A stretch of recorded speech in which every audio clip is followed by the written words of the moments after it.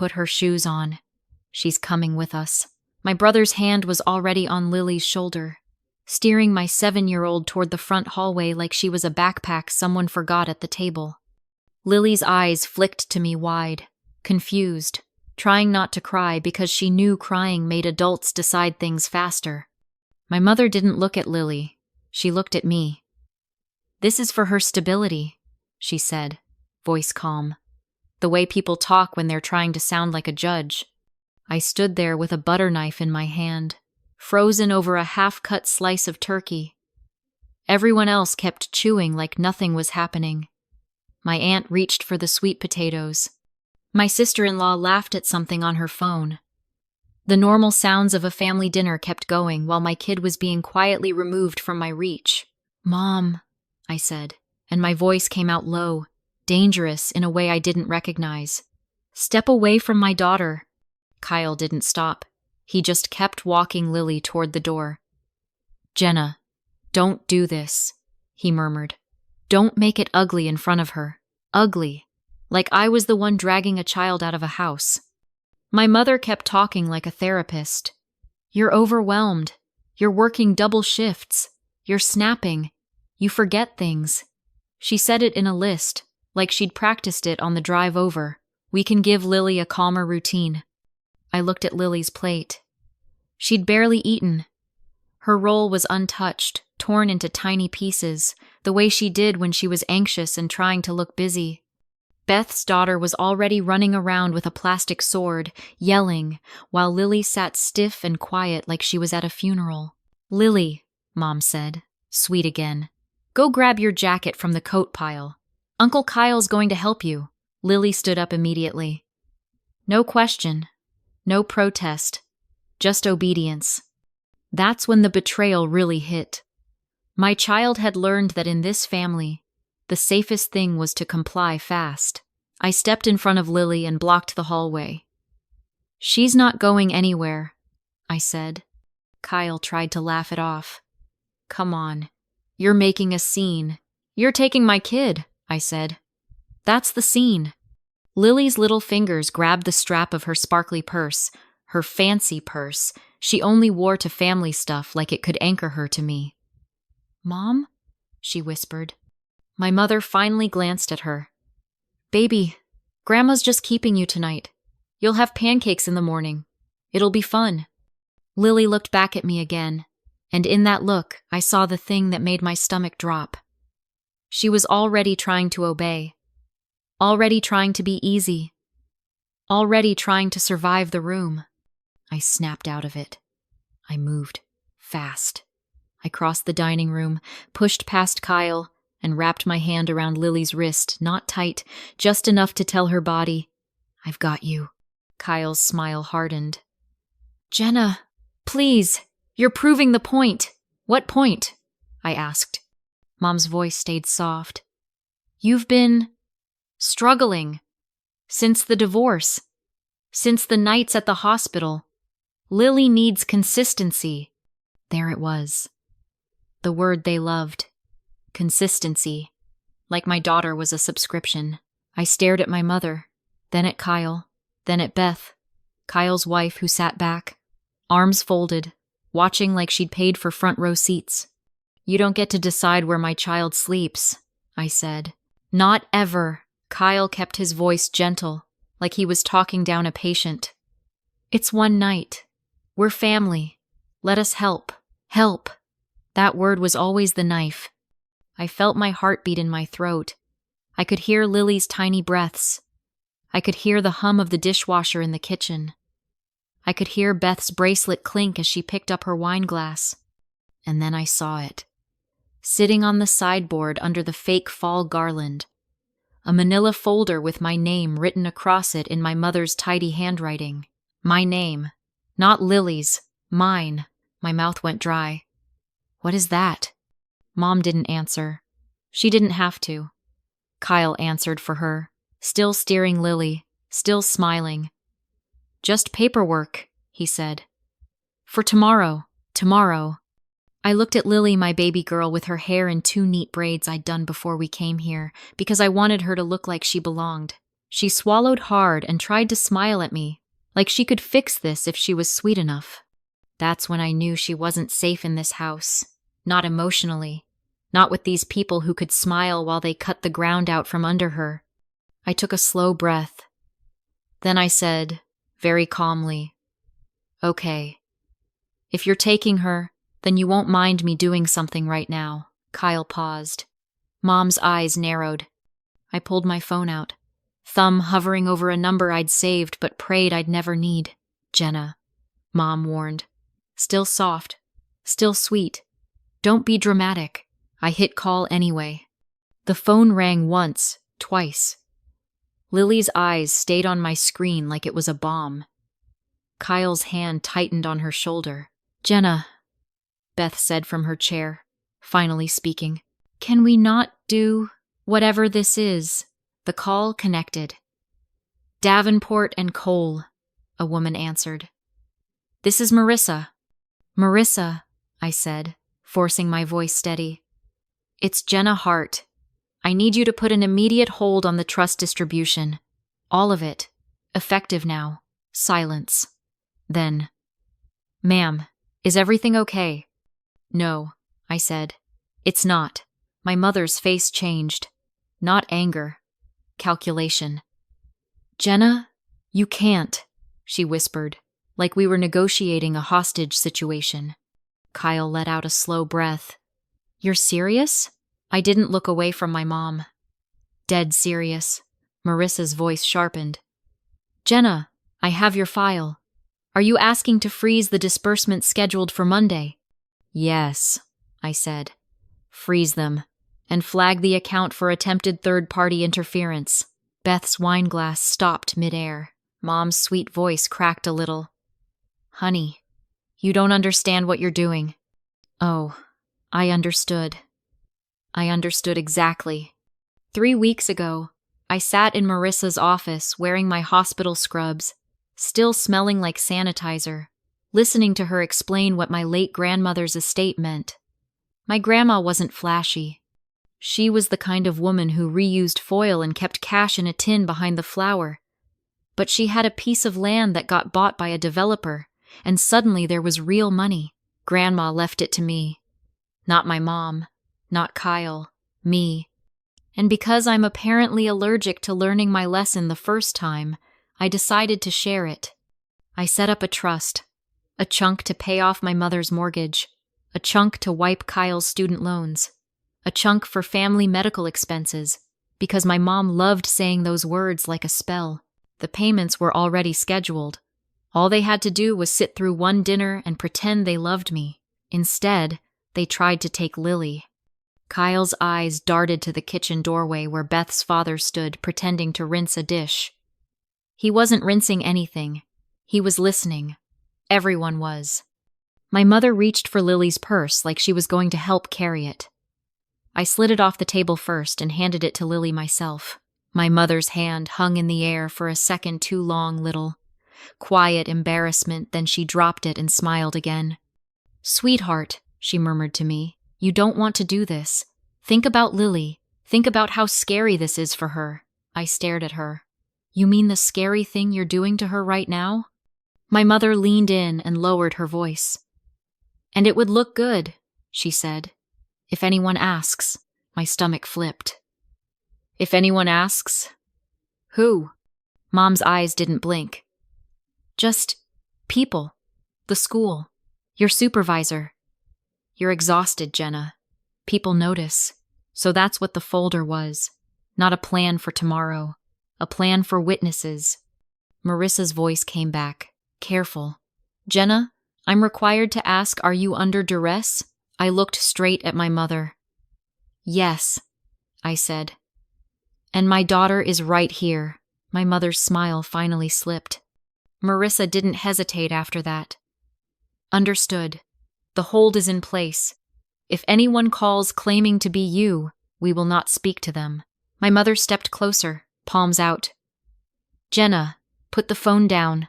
Let's talk." Kyle tried the same tone. "Look, no one is taking Lily. We just—" "Stop," I said. Lily's little voice cut through the air. "Uncle Kyle, Am I in trouble?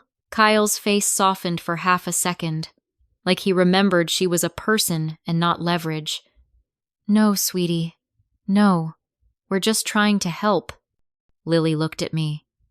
Did I do something bad? My chest burned. No, baby, I said quickly. You didn't do anything. You're perfect. You're just going home with me, Mom snapped. Jenna, don't fill her head with… Marissa, I said, cutting her off. I also need you to email me the security questions. Someone here has been accessing information they shouldn't. Kyle's jaw tightened. What are you accusing us of? I finally looked at the folder on the sideboard. That, I said. That's what I'm accusing you of. Beth stood up, too fast. That's not what you think. My mother's voice went syrupy again. It's just a backup plan, honey, in case something happens. You work nights. You're exhausted. Lily needs a safety net. A safety net. For my kid. Built behind my back. I took Lily's hand. Her palm was sweaty. She squeezed so hard it hurt. Kyle, I said quietly. Move. He didn't. He thought he could out-stubborn me. He thought I'd fold like I always did. Marissa came back on the line. Jenna, the hold is placed. Disbursements are frozen. If you need documentation, I can send it immediately. My mother's eyes went wide. Beth's face went pale. Kyle finally stepped aside, like his body realized this wasn't a family squabble anymore. This was legal. This was real. I walked Lily toward the door. My mother followed, voice desperate now. Jenna, please, don't punish us. We were worried about Lily. I turned back.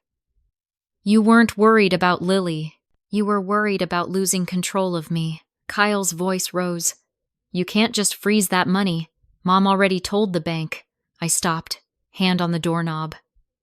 She already told the bank what? The room went quiet. Beth's lips parted, then closed. My mother's eyes flicked away. Kyle said, Too late. Nothing, but his tone told the truth. I looked at my mother again, and I realized something ugly. They weren't just planning to keep Lily overnight. They were planning to keep her. Period. And whatever was in that folder was only the beginning. If you're still here, hit like and subscribe, because what I uncovered in that folder didn't just explain tonight. It explained my entire childhood, and the next part is where everything turns. In my car, Lily's seatbelt clicked into place with a shaky little snap. She hugged her purse to her chest like it was armor. I didn't start the engine right away. My hands were trembling too much. My phone buzzed immediately. Mom, Kyle, Mom again. I didn't answer. I drove. When we got home, Lily padded into our tiny rental house, kicked off her shoes, and went straight to her room without being told. That hurt more than the fight. Kids don't do that unless they're used to disappearing. I followed her, sat on the edge of her bed. Hey, I said softly. Look at me. She did. Her eyes were glassy, but she refused to let the tears fall. You are safe, I told her. Okay? You're safe with me. She nodded like she was agreeing with a grown-up, even if she wasn't sure. Then she said, so quietly it almost didn't make sound, Grandma wrote down stuff about you. Tection. My throat tightened. What stuff? Lily twisted the strap of her purse. I saw papers. On the printer. It said Jenna Hart Incident Report, and there was a picture of your car. My skin went cold. A picture of my car? She nodded. And my school. For a second, my brain refused to connect it. Then it did, and my stomach flipped. They'd been collecting, documenting, building a story. I took a breath, slow and careful, like I was in the ICU again. Did Grandma say anything to you? Lily hesitated. She said, if you get tired again, I could stay with her. She said it would be easier. She said you get mad a lot. I swallowed hard. Did she say that today? Lily nodded. She said it in the kitchen. When you were in the bathroom, she said, You don't have a dad to help you anymore. The room tilted. My divorce from Mark wasn't a secret, but my family treated it like a stain.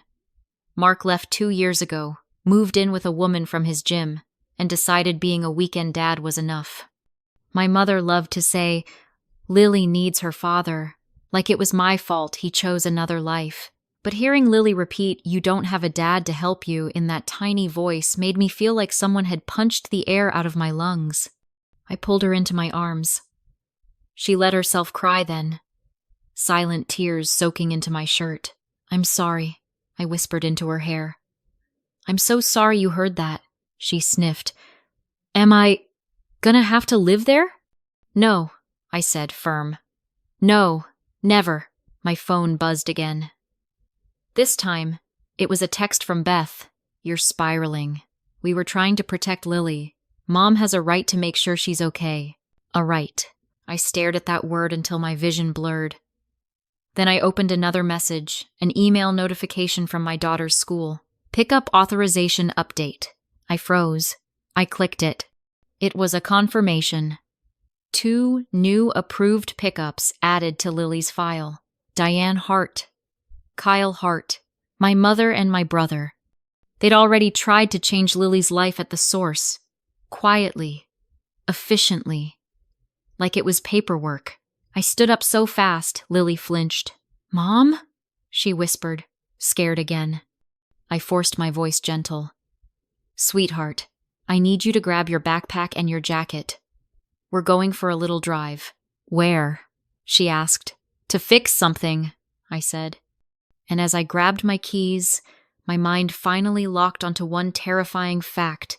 If I hadn't seen that email tonight, my mother could have walked into Lily's school on Monday, smiled at the front desk, and taken my daughter without me even knowing until the classroom was empty. I called the after-hours number for the school district. A recording told me to leave a message. I left one anyway. Voice clipped. This is Jenna Hart. There has been unauthorized access to my child's pickup file. I need immediate confirmation of who made changes. Then I opened my email settings and scrolled through old logins. 2 weeks ago, there was a sign-in from a device I didn't recognize. A location pinged near my mother's neighborhood. My hands went numb. She'd been inside my accounts.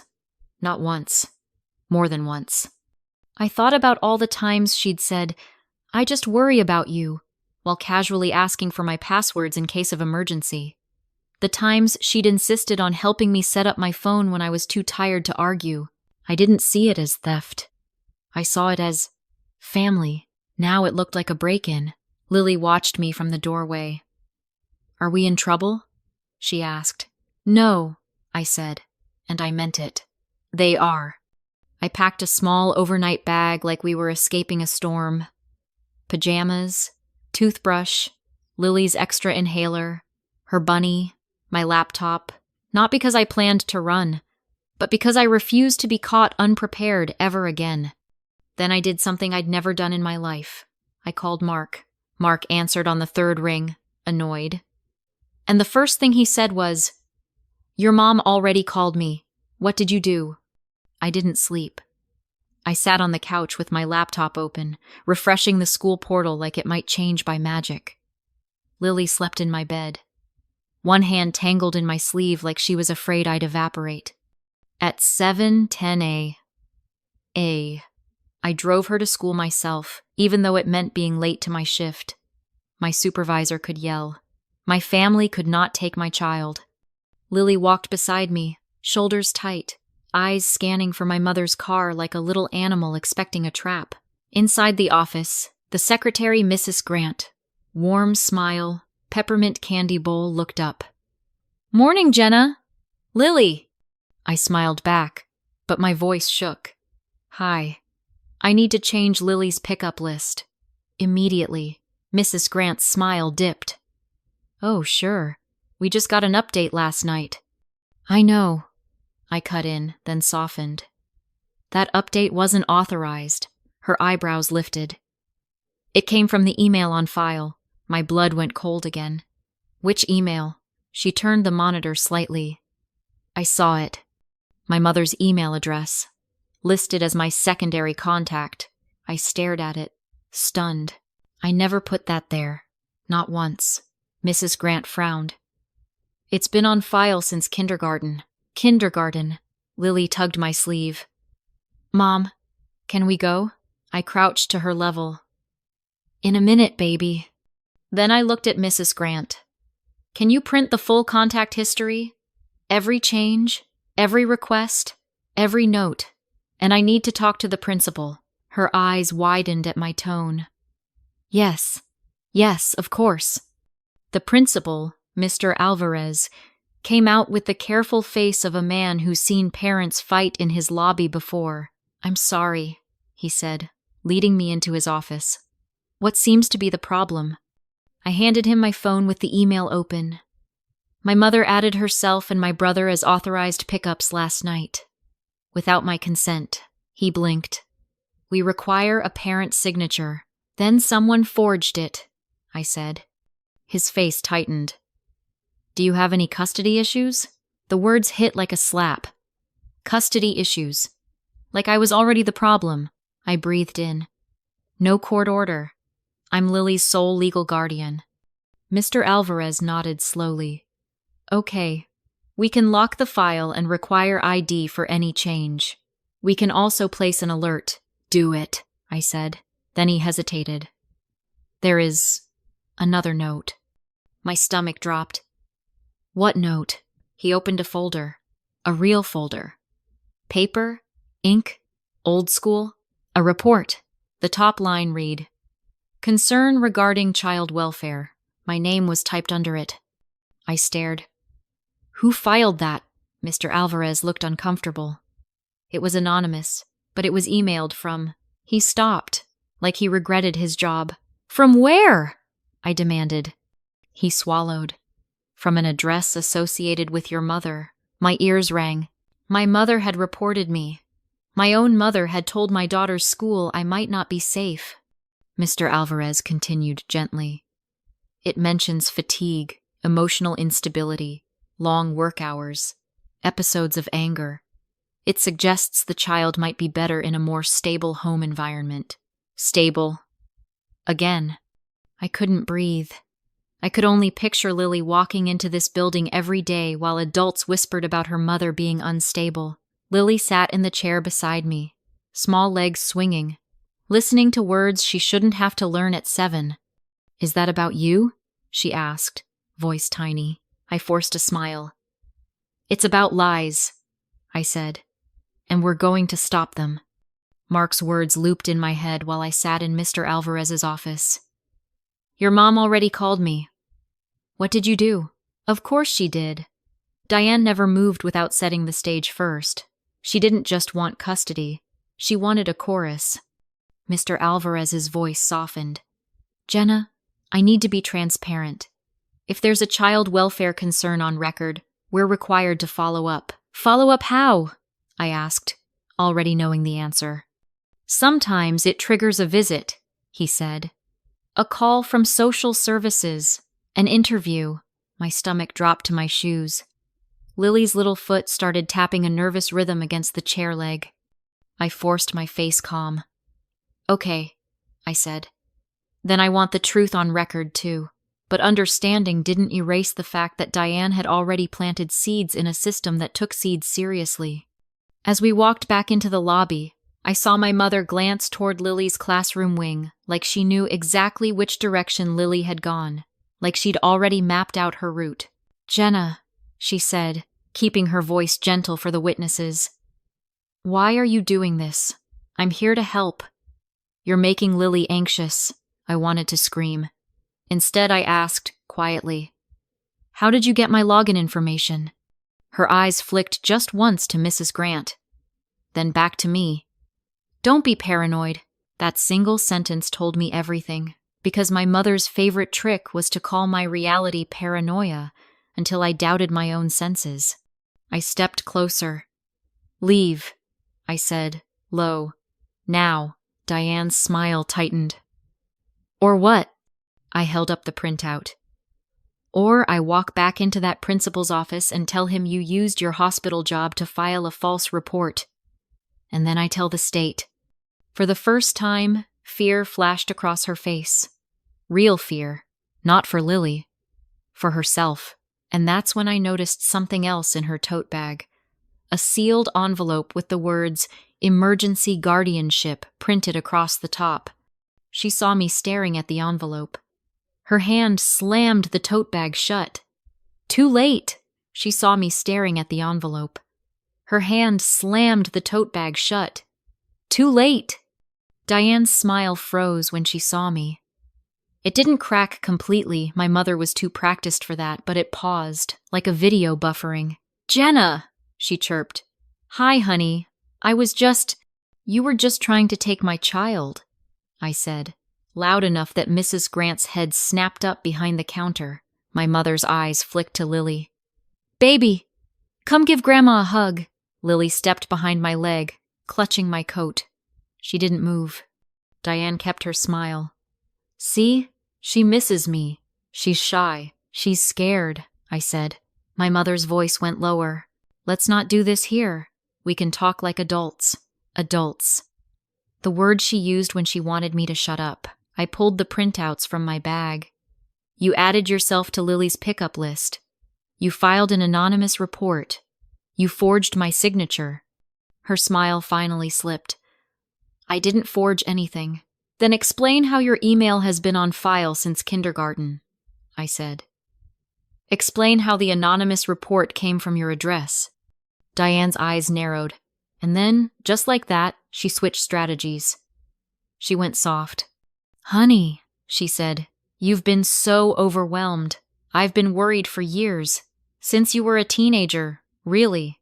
You have these moods, and Lily has been caught in the middle." I felt heat crawl up my neck. "Don't rewrite my life in front of my kid," Diane sighed, like I was exhausting. "I'm not rewriting. I'm finally being honest. Someone has to put Lily first." There it was. The slogan. "Put Lily first."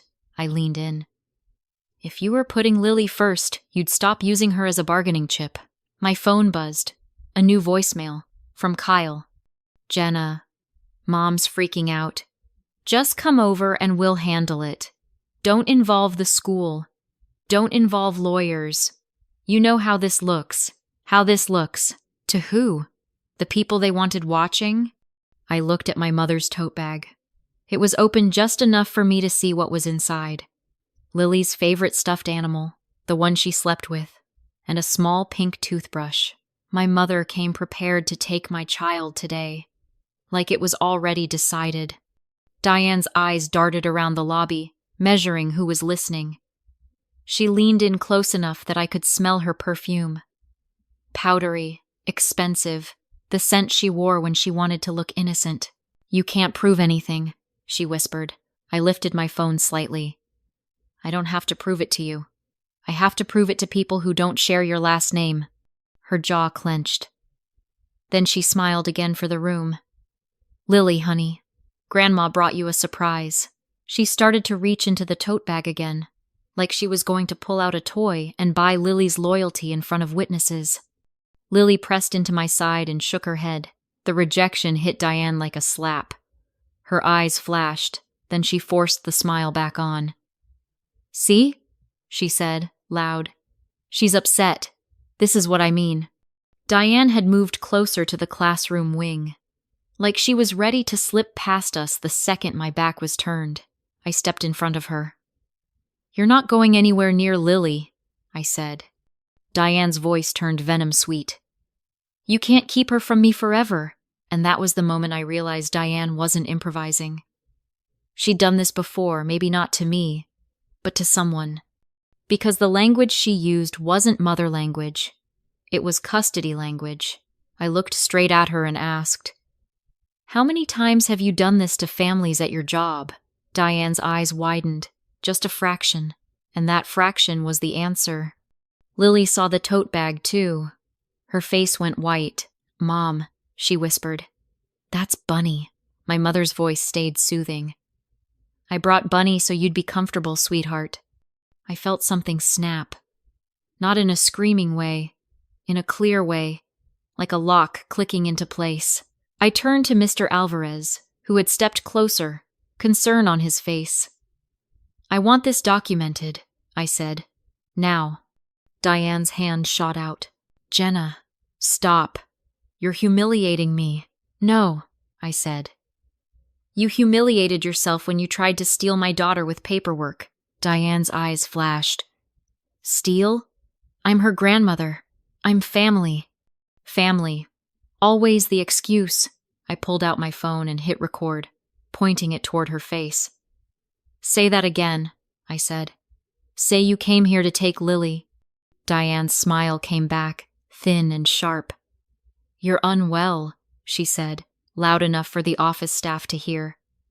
"This is exactly why I'm doing this." I swallowed the panic rising in my chest and forced my voice steady. "No, this is exactly why you're losing." I took Lily's hand and walked her to class. She kept looking back over her shoulder, like my mother might sprint after her. When Lily disappeared into the classroom, I turned back to Diane. "Here's what's going to happen," I said.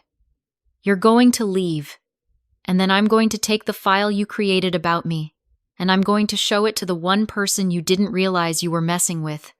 Diane blinked. "Who?" I smiled without warmth.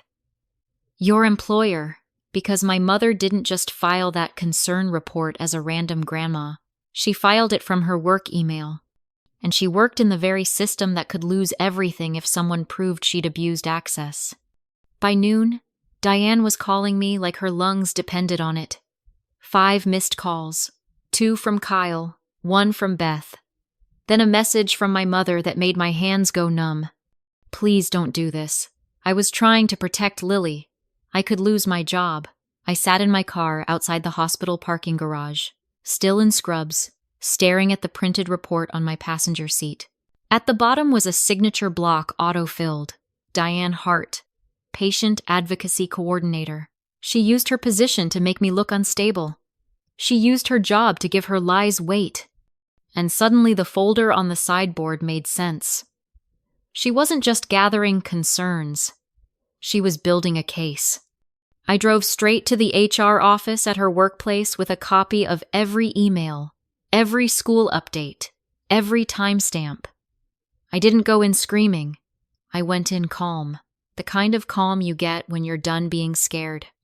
If you've ever had family use what's best for the child as a weapon, drop a comment and tell me, where's the line between help and control? HR took my report seriously. They had to. Privacy violations aren't a family misunderstanding. They're a lawsuit. That evening, Kyle showed up at my door with Beth behind him, holding a grocery bag like a peace offering. Kyle tried to smile. "Hey, we just want to talk." I didn't open the door all the way. "Talk about what? How you tried to take my daughter?" Beth jumped in. "No one tried to take her. Mom was just preparing a toothbrush and a stuffed animal for the day she planned to keep her," I said. Kyle's face tightened. "Jenna, you're blowing this up." I laughed, short and bitter. "You mean I'm not staying small?" He lowered his voice. "Do you know what Mom's job means? If she gets fired, she loses her pension, Dad's health insurance." "There it is," I said. "Now it's about money." Kyle flinched. "It's about survival." "No," I said. "It's about consequences." Beth stepped forward. "What do you want? An apology?" "Fine. We're sorry. Can we just move on?" "Move on." Like my daughter's safety was a mood. I shook my head. "You don't get to rewrite what you did because it got expensive." Kyle's eyes darted past me into the house. "Is Lily home?" "She's eating dinner," I said. "And she's not coming to the door." Beth's voice turned syrupy. "Lily needs family, cousins, grandparents. You can't raise her alone forever." I held her gaze. "Watch me." Kyle's shoulders slumped. "Jenna, the trust. Mom said you froze it. That money was supposed to pay off the mortgage. Dad already told the lender." I cut him off. "I know what she told the lender. I know she promised things that weren't hers." Kyle swallowed. So you're really going to let them lose the house? I leaned closer. You were really going to let me lose my daughter. Silence. Beth's eyes filled with fake tears. You're being cruel. I felt something steady inside me. Cruel is filing reports about your own child to take her kid. Cruel is making a 7-year-old think she has to earn a place in a room. Kyle's voice cracked, frustrated now. Mom was scared. She was greedy, I said, and it came out like truth. 2 weeks later, HR called me back. Diane was placed on administrative leave pending investigation. The lawyer sent Diane a cease and desist. No contact, no school, no doorstep visits. Kyle texted me a final time. You're tearing the family apart. I didn't reply, because the family was already torn. I just stopped holding the pieces together with my bare hands. Lily asked about Grandma once, on a quiet Saturday morning while we made cinnamon toast. Is Grandma mad? She asked. I spread butter on her toast, slow and careful. Grandma's mad that she can't control us, I said. But you don't have to carry that. Lily nodded like she understood more than she should. A month later, the estate attorney confirmed the numbers. Grandma's land sale came to $1.4 million after taxes and fees. I had planned to give almost half away. I had planned to make my mother comfortable, to make Kyle debt-free, to buy their love in the only language they respected. They got none of it. I bought a house near Lily's school, with a backyard for a swing set. I set up a college fund and a trust that no one in my family could touch. I paid for therapy for Lily and for me, because grief doesn't disappear just because you win a fight. And in the quiet, something happened. Lily stopped flinching when the phone rang. She started humming while she colored. She slept through the night. The last time I heard about Diane, she was retiring early, which is what people call it when the truth gets too loud to ignore. Kyle and Beth stopped inviting me to anything. My father sent one birthday card with no message inside. Because I don't want a family that only loves my daughter when it's convenient. I don't want peace that costs her safety. So here's my question. If your own mother tried to take your child for her stability, and you had the power to cut her off for good, would you?